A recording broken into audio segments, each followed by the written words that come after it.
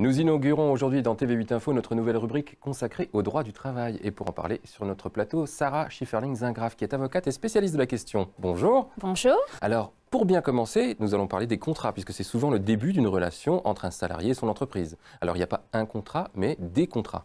Oui, il y a effectivement plusieurs contrats que l'employeur peut proposer au salarié. Il peut lui proposer la signature d'un contrat à durée indéterminée, un contrat à durée déterminée, un contrat de travail intérimaire ou des contrats aidés par l'État, des contrats initiative emploi, des contrats d'apprentissage, des contrats de professionnalisation, enfin tout type de contrats qui permettent une exonération de charges sociales ou une aide de l'État sous forme de prime. Différents contrats et différents dispositifs qui permettent d'accompagner le développement de l'emploi. Il y a eu les emplois jeunes, on a eu les contrats d'avenir, les contrats de génération. Est-ce que ces différents dispositifs qui sont là pour soutenir l'emploi ont une influence sur le statut du salarié dans l'entreprise ? Alors ces différents dispositifs se suivent et généralement se ressemblent un peu dans la mesure où ils ont toujours pour effet d'exonérer l'employeur de cotisations sociales.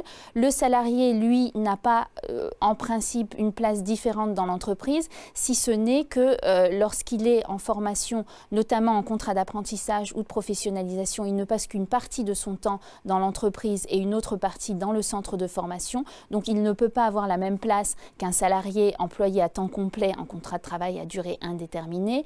Et s'agissant des emplois aidés, le salarié doit être formé par l'employeur. Donc sur le principe, ce sont des emplois qui ont été créés pour représenter un tremplin pour le salarié, pour qu'il puisse acquérir une formation. L'idéal serait qu'il reste dans l'entreprise dans laquelle ils ont acquis la formation.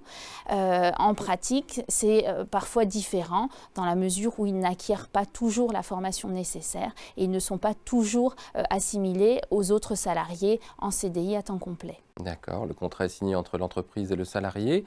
J'imagine qu'il y a des éléments qui doivent figurer dans le contrat et d'autres qui n'ont rien à y faire. Tout à fait.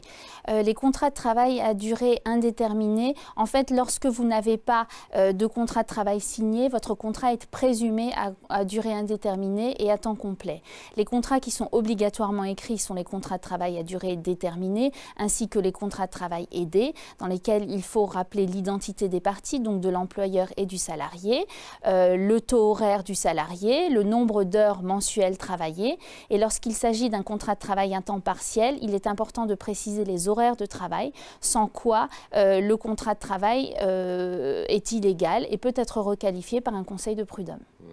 Le contrat engage les deux parties, salariés, entreprise. Si l'une ou l'autre des deux parties ne respecte pas sa part du contrat, quelles sont les conséquences ? Si l'une ou l'autre des parties ne respecte pas sa part du contrat, la partie lésée peut saisir le conseil de prud'homme. Elle peut demander, si elle n'est pas payée de son salaire, à être payée du salaire qui est prévu dans le contrat. Si l'employeur ne respecte pas les horaires de travail, elle peut demander une requalification, par exemple, de travail à temps complet. Et si elle est embauchée dans le cadre d'un contrat aidé et que l'employeur ne respecte pas les dispositions du contrat, notamment au titre de la formation, elle peut demander la requalification de son contrat en contrat de travail à durée indéterminée. Très bien, Sarah Schifferling-Zingraf, merci beaucoup. C'est moi qui vous remercie. Et on se retrouve le mois prochain alors pour un nouveau rendez-vous, une nouvelle rubrique consacrée au droit du travail. Alors. Avec grand plaisir. Merci. Merci. Et maintenant,